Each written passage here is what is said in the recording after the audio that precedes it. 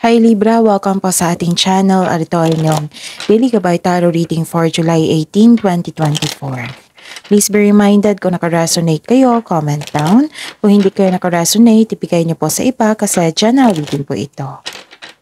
This is for you Libra ngayong July 18, 2024.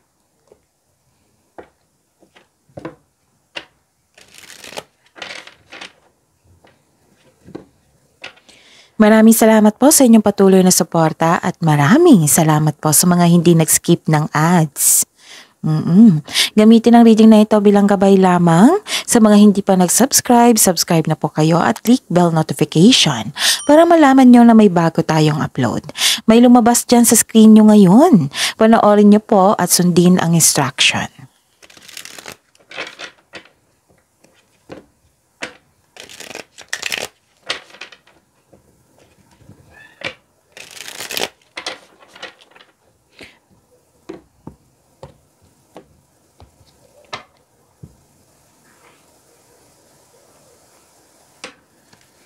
Spirits Guide, I need 3 cards po para kay Libra ngayong July 18, 2024.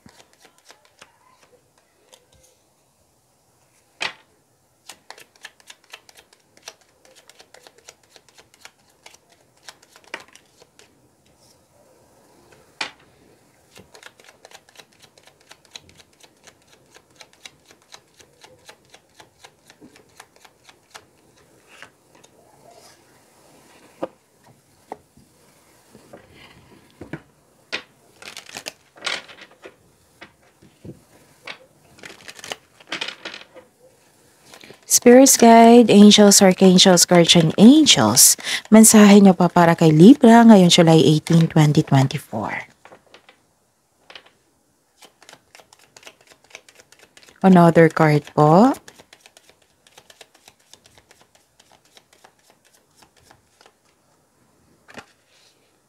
So Libra ngayong July 18, 2024. Sa mga cross-watcher dito from Gemini, may naulit din na mensahe dito parehas kayo. So, I think ganap ito sa air signs lahat.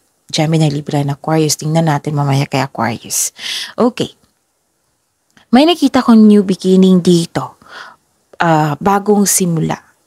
Pwedeng bago. Like for example, na-hired kayo kahit walang experience, kakasimula nyo lang. Ganon. Pwede din na nagkaroon ng tampuhan kahapon, ngayon nagkibuan na kayo, nagkaayos na kayo, ganon.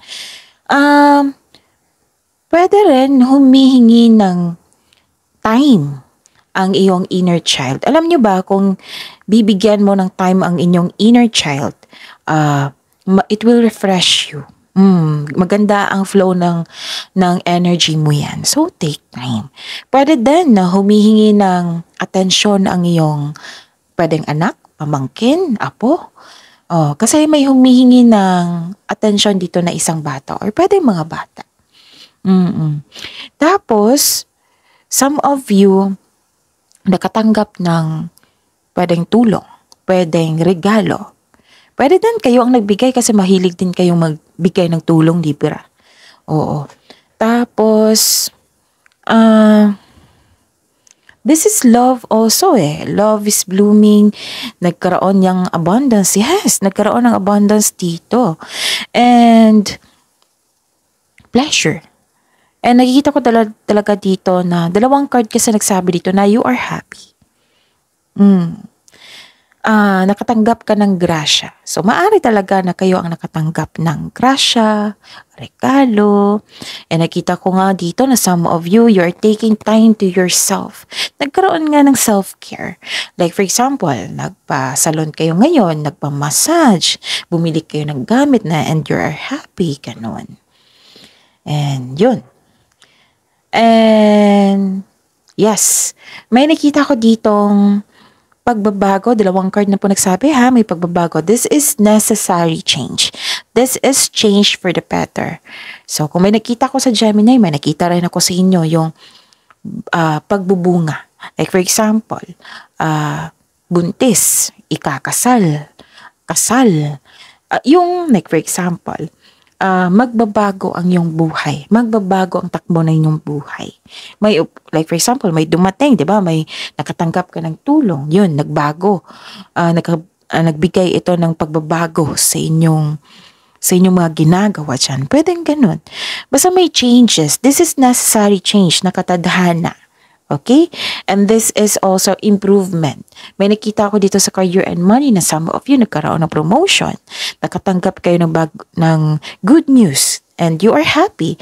This is, like for example, may dumating, binigyan nyo ng movement or action. And some of you nakita ko dito na lumipat sa malayong lugar. In-announce mo din ito sa isang grupo ng tao. Like for example, buntis ka. O, in-announce mo sa isang grupo ng tao at nagulat sila. Pwede din hindi buntis ha. Maraming, syempre, iba-iba tayo ng sitwasyon dyan. Basta pagbabago sa inyong buhay, magbabago sa inyong sarili. Okay? Some of you nakatanggap din ng bulaklak. Yes. And ang sabi po ni Archangel Zariel, give and receive love. So, di ba? Sabi ko sa inyo, matulungin kayo. Generous kayo. So, give and receive love. Obey the spiritual laws. And sabi po ni Archangel Aurora, welcome new beginning. Wow! So, this is the third card na nagsabi na may pagbabago, may new beginning. So, let the sun shine in your life. Ang ganda. So, indeed, you're happy today. Claim nyo yan ha. Ang ganda ng energy niyan.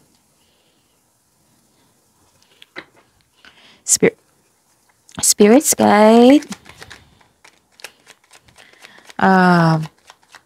Energy po ni Libra ngayon July 18, 2024.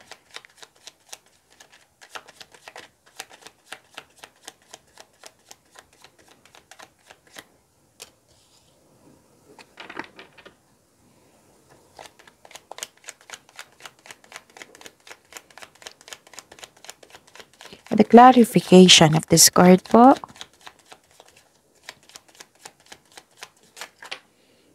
Lumabas siya.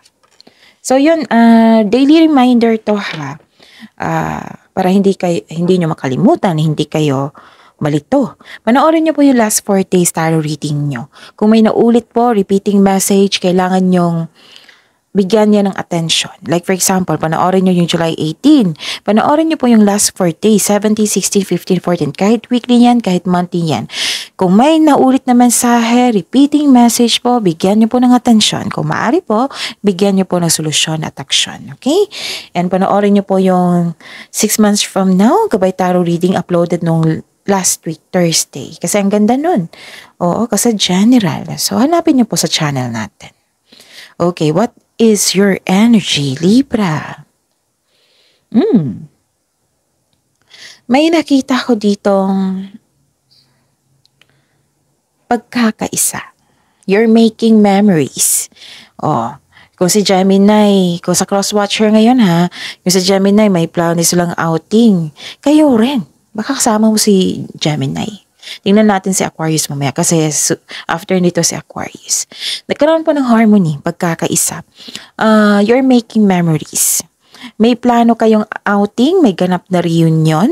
May nakita ko dito nag-spend time kasi yung anak or sa isang bata to. Diba? Sabi ko sa inyo kanina na may humihingi sa inyo ng time which is isang bata to or pwedeng inner child nyo ito. Connecting to your own inner child, it will refresh you. So, give time. Kaya nga, ang sabi ko kanina dito ng iba dito, nagpamper kayo sa inyong sarili bumili kayo ng gamit, pwede. Pwede din na nagpamassage kayo or nagpagupit kayo ng buhok or nagpalinis kayo ng kuko. Ganon. Basta you're taking time.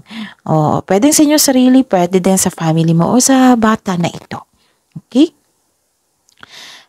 Pwede din mag-spend time kasi yung old friends. Kasi may grupo diba? Sabi ko sa inyo kanina, may kausap kayong grupo ng tao. Pwedeng old friends ito, pwedeng family mo or kasamahan mo dyan. Okay? Posibleng may pagpatawad na mangyayari. Yes, may pagpatawad na mangyayari. Okay. May nakita ako dito.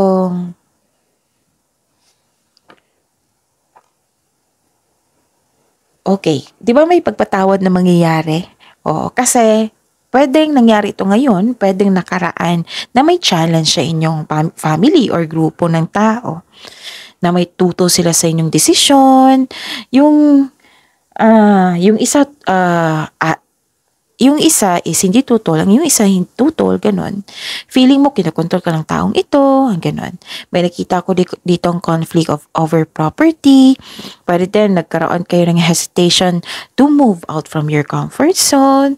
And, okay, so sasabihin ko ito, may concern sa third party. May ilan din nag-take advantage sa inyong kabaitan. Tapos, yun. Pero may pagpatawad na mangyayari, ha? Nakikita ko dito kasi may pag-uusap. May pag-uusap po. Career and money ni Libra, Spirit's Guide, ngayong July 18, 2024.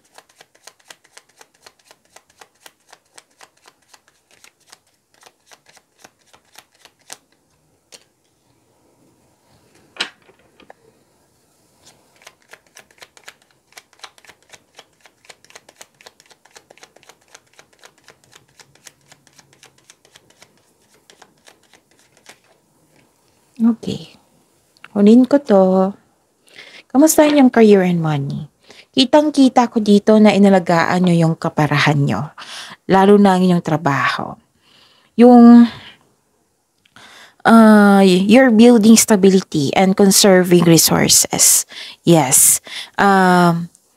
Ilan nga sa inyo dito nagtatrabaho sa malayong lugar. Pwede din sa abroad. 'Di ba may sabi ko sa inyo kanina na may malayong lugar dito na movement. Dito pa lang.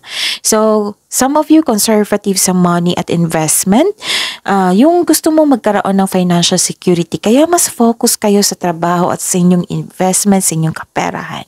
You're saving money for your future or may specific goal ka na gustong matupad, ganon. Kaya sobrang ingat mo sa kaperahan. Oo, yung tipid ka talaga, yung higpit sinturon, ganon. Ingat na ingat kayo. And, yan, naging generous. Another card na nakasabi dito na, yan, tipid kayo, very strict kayo sa paghawak ng inyong career and money, inyong, lalo na sa money nyo. Pero at the same time, naging generous kayo. Wow. So, yun.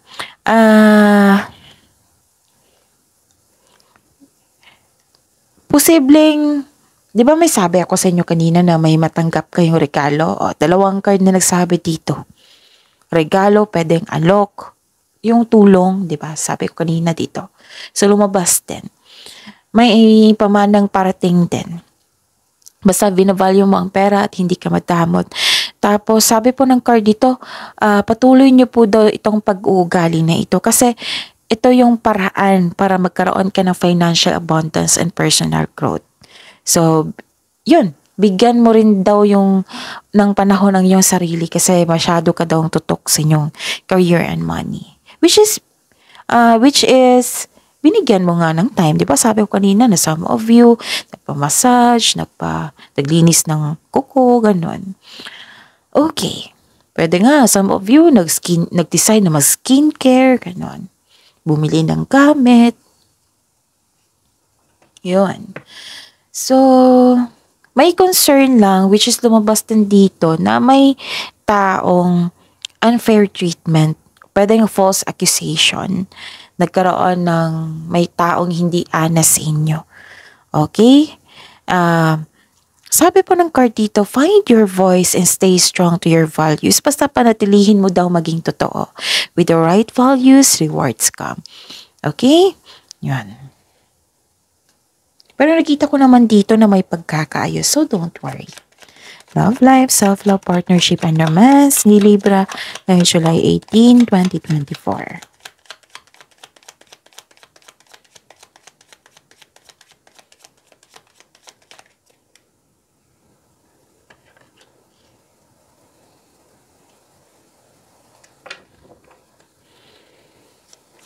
And the clarification of this card po. Yun, maraming salamat po ha sa patuloy na suporta sa ating channel. At maraming salamat po sa mga hindi nag-skip ng ads. May lumabas dyan sa screen nyo ngayon. Kung gusto nyo po yan, then sundin po ang instruction. Okay. May nakita ko ditong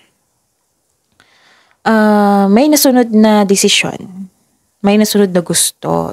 Para sa mga single, may parating na bagong tao na yung stable na sa buhay. Sa mga may relasyon, matured enough na kayo, you're taking action and stability sa inyong relasyon, babala po sa ego clashing. Kasi nakita ko dito na may egos clashing dito. Okay? And, ano pa?